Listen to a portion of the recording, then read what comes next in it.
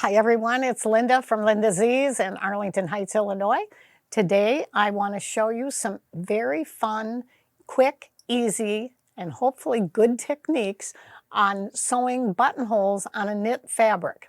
Now I happen to have a knit jacket on. It probably doesn't look like that, but it's kind of a suede that does have actually a lot of stitch and a stretch. I'm going to turn around and you can see the back. I've done this on an embroidery design. So I've covered that in various types of events that we've had before where I've shown what stabilizer and what particular toppers and that kind of thing. But today I thought since knits are so popular that I would show you how to do knit buttonholes. I have some wonderful little samples here that I'm going to show you, and I'm actually going to walk you through on this particular machine. It happens to be one of the machines we've had in the studio for a while. I just love it. It's a Bernina Kaffe 770, but that doesn't mean that you have to have a 770 in order to do this. Everything I'm going to show you, without exception, can be done on any sewing machine that you would have if you have your own particular type of buttonhole. And I'll give you little tips and things that you can use, not just with Bernina, but other things. So I think it's best to get started. Again, I'm going to go over and show you this little buttonhole foot first because this is it's got an eye here. It's really got a little little computer thing that I don't know the whole technology behind it, but most of you do know it's a wonderful little it actually mirrors the fabric that is here. And so Bernina has the foot that I just absolutely love what they've done because it's got this little, well, let me show you before I put it on. See this little opening right here? This is a very, very simple. There's no screws, there's no screwdrivers or anything. There's just a little post that sits down here underneath the machine. And when I put that post into that opening here, I really could do this with one hand. I don't have to have two hands. And then what you do when you put that post on there, there's this little lever right here. And all I do is put the post in and bring the lever down. And then I have the foot that is right on the machine, and it's not going to come off. It's very, very strong. So this is foot number 50. In your machines at home, if you happen to be lucky and have one of these, you will be able to use it. All the 7 series have this automatic foot. There are other manual buttonholes that many of our machines have. This machine, you could also do a manual buttonhole, but because it has an automatic one, I want to show you the fun part. Brother, they have a wonderful automatic buttonhole. Janome, Pfaff has a great one, Viking. One of the most important things that you're going to do is stabilize your fabric before you actually do your buttonhole. And if you look on the back of this, you can see I've been doing some practice buttonholes, and that's something I would want you to try at home too. It may sound tedious, but it really isn't. It'll help you so much. And before you go to do that, always take a fusible interface. It's very important to have a stabilizer that's fusible so you can press it on and then this knit will not stretch. The knit I happen to be working on is a Stoff fabric, and you can see how it stretches this way, it stretches. It's a two-way stretch. So if I didn't have this stabilizer on here, I would really, really have a lot of puckering, and it probably wouldn't work the way I would want it to do. I was just trying all kinds of different fun buttonholes on here, and I'm going to show you a couple little techniques.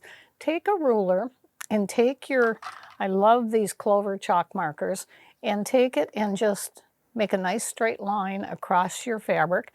The most important part of a buttonhole, whether it's a knit or a woven or whatever it's going to be, is your starting point.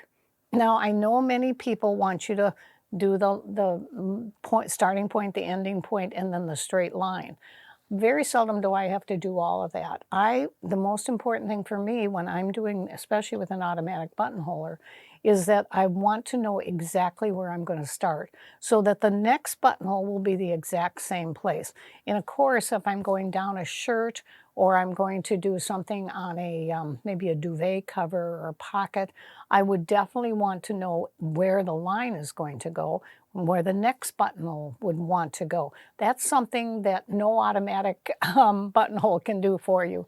You do actually have to mark where that buttonhole is going to start. And that's what I've done here. I've just taken one line. Then I'm going to keep my buttonhole very straight.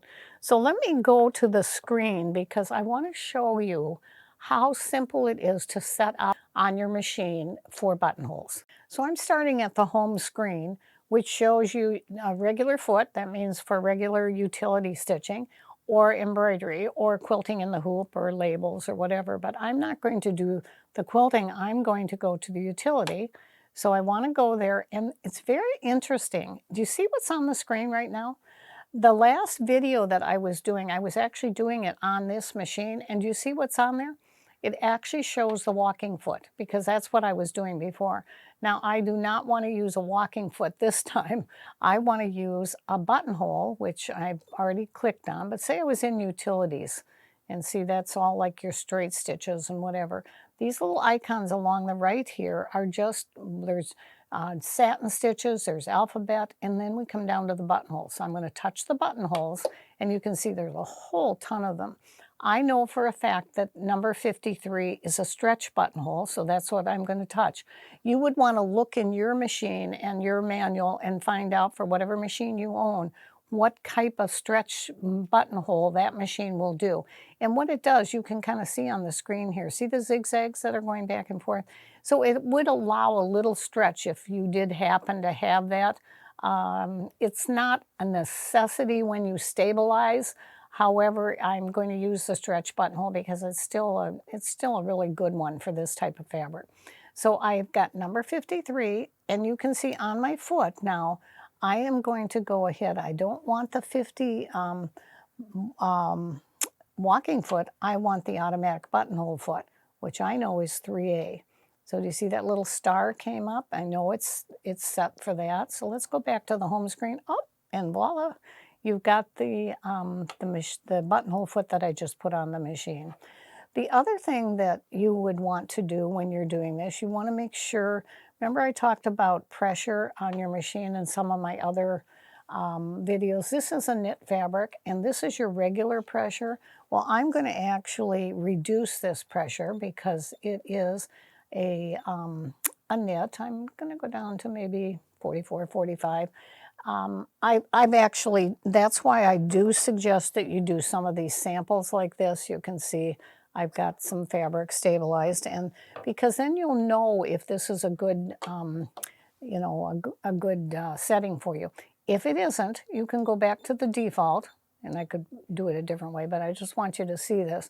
You see how the default is now white? So you know that that's what the normal setting is, but I'm going to go back down and change it to this setting. We'll see what happens with that.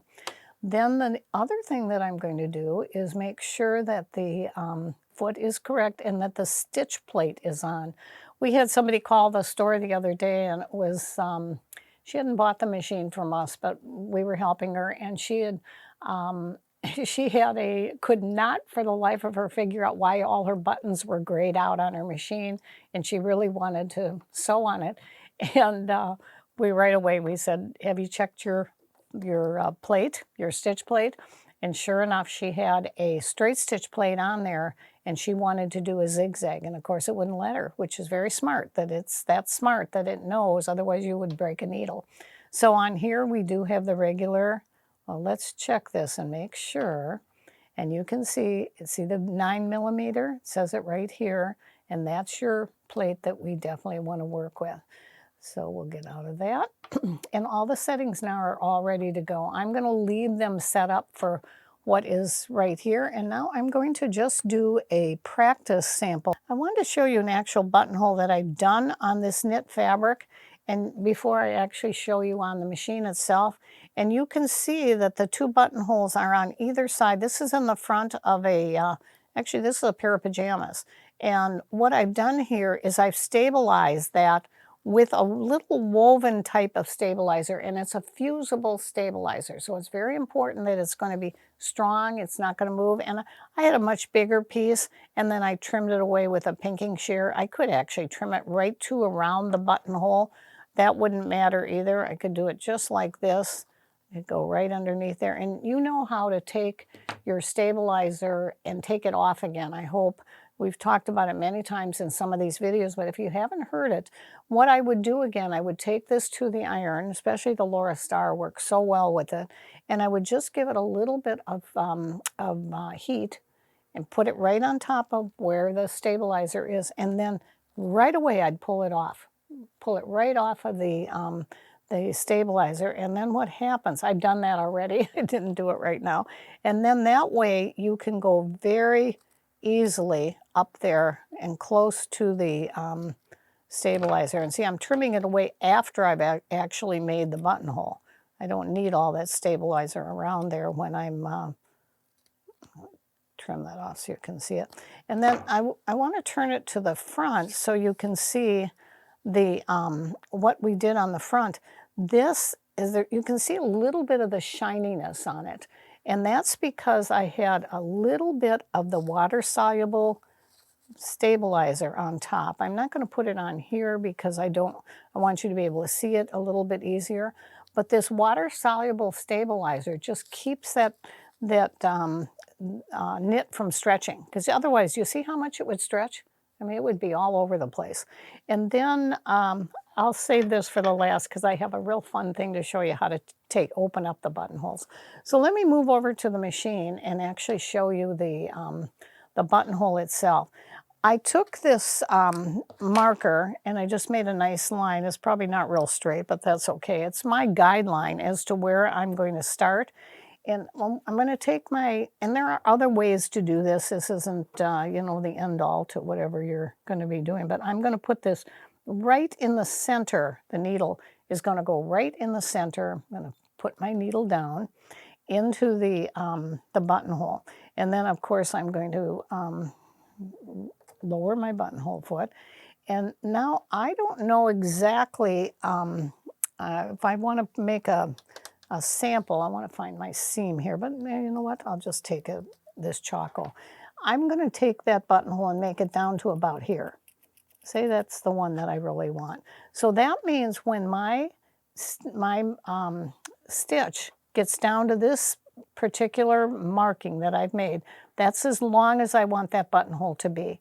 And what I'm going to do is I'm just going to touch the reverse on this. That's how this particular machine works. Yours might work a little bit differently.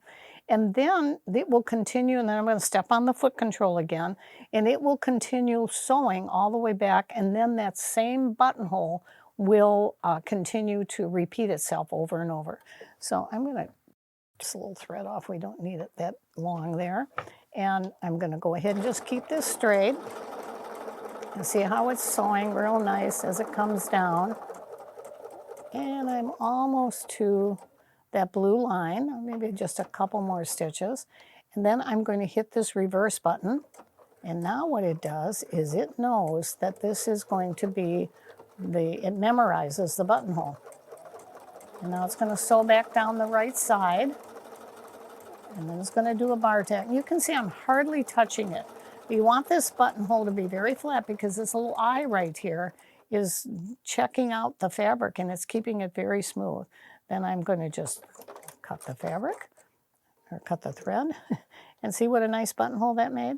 So now I'll do another one, and I'll get that buttonhole again right exactly at that line. Right, I put this right in the center of the line. Let's see if I got it right. I think it's about right. All right, and let's put that down again, and I'll sew it again. Going a little faster this time. And watch what starts to happen. You see how it automatically remembered that?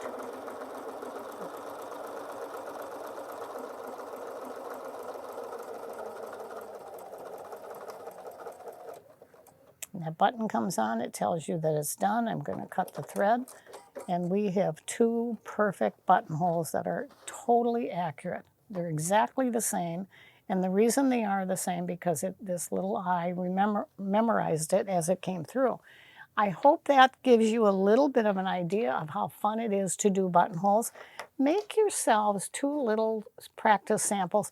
Keep them in. I hope you have a little bin or something that you keep some of these ideas in. And then that way, the next time that you go to sew on a knit, you can practice with this. There's one last thing that I want to show you that I think is really fun. This is little, it's my stylus. This is a little chopping block. This piece, and I sure hope since I'm showing it to you, we still have it. I think we've had these in our store. Most of you know that we're going on over 55 years in business. It's longer than that. I can't believe it, but we still have one of these. They first were made in Switzerland, so I know somebody, this one might be 50-some years old, but this one, I don't know if it is. Anyway, they come as a set. Hopefully we still have them. Teresa will put them on the website for you. But what you're going to do is, well, here, let me take one of the ones I've already done here. You're going to take the buttonhole over, and you do want to take a pin. You're going to laugh at this one. This is the pin I found. It's I think a corsage pin. I'm not sure, but you'll get the idea of what I'm doing. When you use one of these, you can take a pin to hold it, because you can take your seam ripper. Okay, you can take your seam ripper and go and put your seam ripper in this side and go right up to the edge of the pin, and the pin keeps it from, sliding all the way through the bar tack. That's one way of doing it, and you want a better pin than that, but it will hold it so it doesn't cut that bar tack. But what I like doing, here, let me show you what you can see here. This is so fun. You can take this cutter, see that blade that I have, and you got to make sure that the buttonhole is big enough that it does do it. And then all I'm doing, because this is a nice sharp knife. And you see how that cut right through the buttonhole? This one, of course, is not, but this one is. And it didn't cut the threads. This machine actually has a setting that I can make this area between the two of the buttonhole wider. I didn't need to do that for this, but sometimes I do. If I'm working on like cuddle or a minky or a thicker fabric, then I would want to make that buttonhole done. So I'll do one more for you, because this is the fun part. You just put it right in the middle, and just make sure that you're not cutting your side stitches or your bar tack. And you see how I'm doing this. Pull that back out, and there you are. A wonderful little buttonhole. I hope this has given you some fun ideas. Buttonholes become, I think, one of the things like sergers sometimes.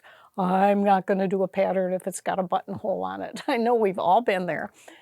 Try them. I think you'll really have fun with them, especially on knit fabrics. There's so much you can do with them. Enjoy this.